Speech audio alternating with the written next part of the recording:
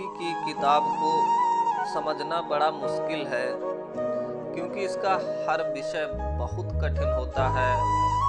बदल तो लोग जाते हैं, लेकिन बदनाम समय होता है। नमस्कार साथियों, आप सभी का स्वागत है हमारे YouTube channel Kaptan Singh platform पर। साथियों, हम आपके लिए हिंदी से कुछ महत्वपूर्ण प्रश्न लेकर आए हैं, जो आपको लेखपाल, ग्राम विकास अधिकारी, उत्तर प्रदेश पुलिस या अन्य सभी प्रतियोगी परीक्षाओं में रामबाण साबित होंगे। तो आप सभी से हमारा विशेष अनुरोध है, हमारा ये नया चैनल है, आप सब हमारे वीडियोज़ को शेयर कर दिया कीजिए। तो ये आप सबकी हेल्प अगर मिलेगी तो हमारा चैनल अच्छा चल सकता है। तो आप सब प्लीज़ हाथ जोड़कर आप सभी से हमारा विशेष अनुरोध है कि ज़्यादा से ज़्यादा दोस्तों के साथ शेयर कर दिया कीजिए। तो आइए साथियों, देखते हैं कुछ हिंदी के महत्वपूर्ण प्रश्न। सबसे पहला प्रश्न दिया गया है, थोड़ा नपा तुला भोजन करने वाला वाक्यांश के लिए उपयुक्त शब्द है मितव्यापी, मितव्यप या मिताहारी या मितहारीन। तो इसका जो सही विकल्प है वो सी। थोड़ा नपा तुला भोजन करने के लिए जो एक शब्द होगा वो मिताहारी। चलिए देखते हैं आगे। अगला दिया गया है, हिमालय के आंगन से उसे प्रथम किरणों का उपहार उषा ने हंस अभिवादन किया और पहनाया हीरे का हार। तो प्रस्तुत पंक्ति के रचयिता हैं रामधारी सिंह दिनकर, माखनलाल चतुर्वेदी, जयशंकर प्रसाद, मैथिली शरण गुप्त। तो ये जो पंक्तियां हैं कामायनी से ली गई हैं, और कामायनी किसकी है? कामायनी जयशंकर प्रसाद की है। चलिए देखते हैं आगे। अगला दिया गया है, उत्पादक जमीन हेतु एक शब्द है खेतिहर, कृषिपूर्ण, नम, उर्वरा। तो इसका जो विकल्प सही है वो डी। उत्पादक जमीन हेतु एक शब्द होगा उर्वरा। चलिए देखते हैं आगे। विनय और व्यंग उपहास को व्यक्त करने के लिए किस विराम चिन्ह का प्रयोग किया जाता है? प्रश्नवाचक, विस्मयादिबोधक, पूर्ण विराम, अल्प विराम। तो इसके लिए जिस विराम चिन्ह का प्रयोग किया जाता है वो विस्मयादिबोधक। आइए देखते हैं आगे। अगला दिया गया है, नई दुनिया समाचार पत्र मध्य प्रदेश के किस जिले से प्रकाशित होता है? उज्जैन से, इंदौर से, रीवा से या रतलाम से? तो नई दुनिया समाचार पत्र ये मध्य प्रदेश के इंदौर जिले से प्रकाशित होता है। आइए देखते हैं आगे। अगला दिया गया है, तत्सम से तद्भव बने सही शब्द युग्म को खोजिए। इसमें कि कौन सा सही शब्द युग्म है जो तत्सम और तद्भव सही है? तो घट का घड़ा, राख का रक्षा, धन्या का धनिया या वटी का वड़ी। तो इसका जो सही है वो घट। घट का तत्सम क्या होगा, तद्भव क्या होगा? घड़ा। चलिए देखते हैं आगे। इनमें से अश्लील शब्द का विलोम है श्लील, दुश्लील, विश्लील, कुश्लील। तो जो अश्लील शब्द का विलोम है वो है श्लील, पहला। चलिए देखते हैं आगे। रस सिद्धांत के आदि प्रवर्तक कौन है? भरत मुनि, भानुदत्त, विश्वनाथ, भामा। तो रस सिद्धांत के जो प्रवर्तक माने जाते हैं वो भरत मुनि। चलिए देखते हैं अगला।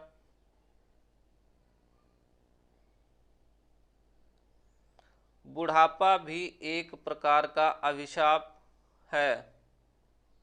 वाक्य में रेखांकित शब्द की संज्ञा बताइए। जातिवाचक संज्ञा, व्यक्तिवाचक संज्ञा, भाववाचक संज्ञा या उपर्युक्त में से कोई नहीं। तो इसका जो विकल्प सही है, बुढ़ापा कैसा होता है? भाववाचक संज्ञा। चलिए देखते हैं आगे। अगला दिया गया है, अनधिकृत। अनधिकृत शब्द का संधि विग्रह होगा अन धन अधिकृत, अन धन अधिकृत या अन्य धन अधिकृत या अन्नादि धनकृत। तो इसका जो विकल्प सही होगा वो भी अन, ना में हलंत लग जाएगा, अन धन अधिकृत। चलिए देखते हैं आगे।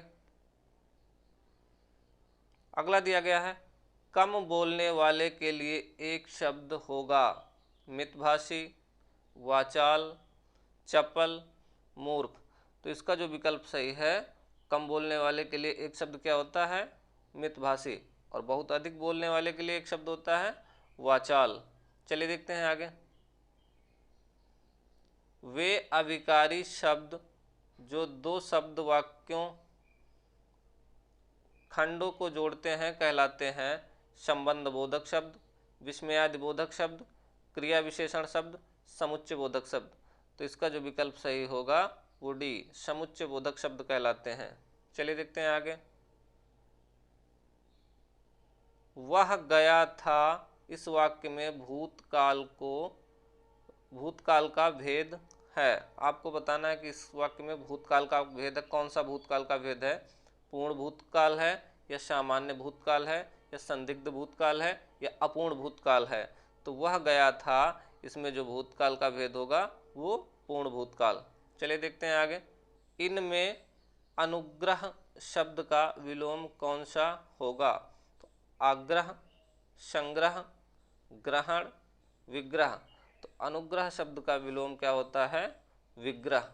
विकल्प डी सही है। चलिए देखते हैं आगे। मैं पढ़ रहा हूँ वाक्य वर्तमान काल के किस भेद का उदाहरण है, सामान्य वर्तमान काल, तात्कालिक वर्तमान काल, पूर्ण वर्तमान काल, संभाव्य वर्तमान काल। तो मैं पढ़ रहा हूँ, ये कौन सा वर्तमान काल है, तात्कालिक वर्तमान काल का भेद है। चलिए देखते हैं आगे। रचना की दृष्टि से क्रिया के भेद हैं 3, 2, 4, 5। तो रचना की दृष्टि से क्रिया के कितने भेद होते हैं, 2 होते हैं, अकर्मक क्रिया और सकर्मक क्रिया। आइए देखते हैं आगे। चलिए देखते हैं आगे। अगला दिया गया है, मनः धन रमा में संधि करने से जो शब्द बनेगा उसका संबंध किस संधि से होगा, विसर्ग संधि, स्वर संधि, व्यंजन संधि या भाव संधि। तो साथियों देखिए, इसमें धन के पहले ये हलंत का निशान लगा है, तो यहाँ पे विसर्ग संधि होगी। संधि 3 प्रकार की होती है, स्वर, व्यंजन और विसर्ग। तो ये किसका उदाहरण है, ये विसर्ग संधि का। चलिए देखते हैं आगे। निम्नलिखित में से कौन सा गैर अनेकार्थक श्रेणी का शब्द है, इंद्र, सिंह, ब्राह्मण, सूर्य। तो इसका जो विकल्प सही होगा वो कौन सा, इंद्र। इंद्र गैर अनेकार्थक श्रेणी का शब्द है, बाकी इन सभी का एक ही अर्थ, एक अर्थक शब्द के उदाहरण हैं। चलिए देखते हैं आगे।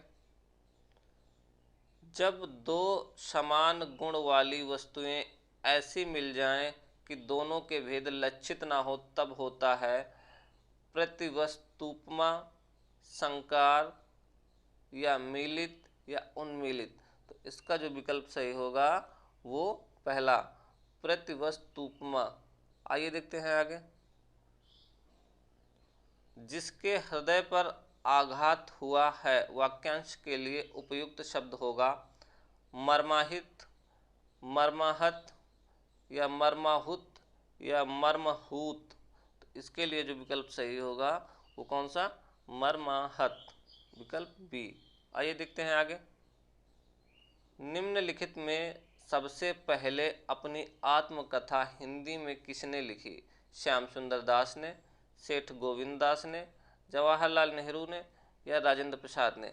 तो सबसे पहले आत्मकथा अपनी किसने लिखी थी, राजेंद्र प्रसाद ने, और लिखी कब थी, 1947 में। चलिए देखते हैं आगे।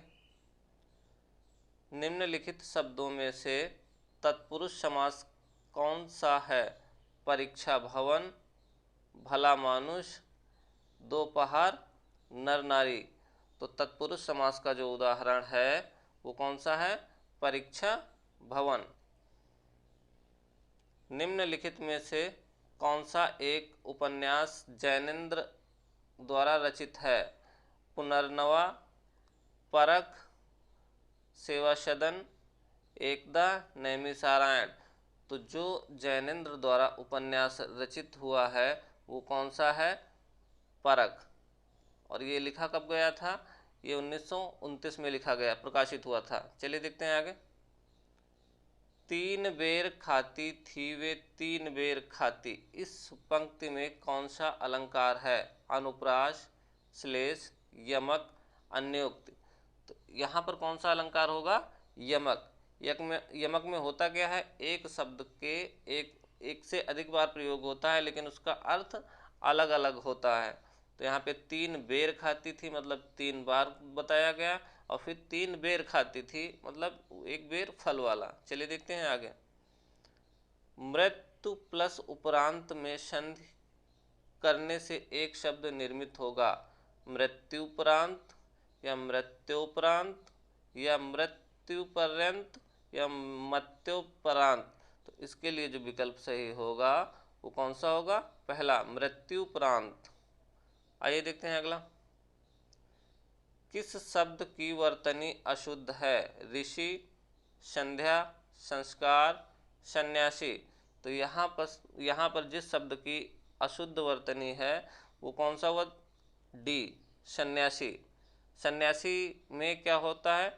यहाँ पर अंग बिंदी लगती है। चलिए देखते हैं आगे। और साथियों ये अंतिम प्रश्न है। कामायनी किस प्रकार का ग्रंथ है? खंड काव्य, मुक्तक काव्य, महाकाव्य या चंपू काव्य। तो कामायनी कैसा है? ये महाकाव्य है। और किसके द्वारा लिखित है? जयशंकर प्रसाद के द्वारा। तो साथियों ये कुछ हिंदी के महत्वपूर्ण प्रश्न थे जो हम आपके लिए लेकर आए।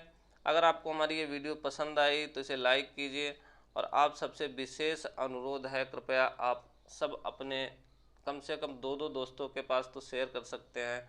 तो ये आप सबकी हमें एक मदद की तरीके से हमारे ज़रूरत है। तो आप सब प्लीज़ मदद कीजिए और हमारे वीडियो को ज़्यादा से ज़्यादा दोस्तों में शेयर कीजिए। धन्यवाद साथियों।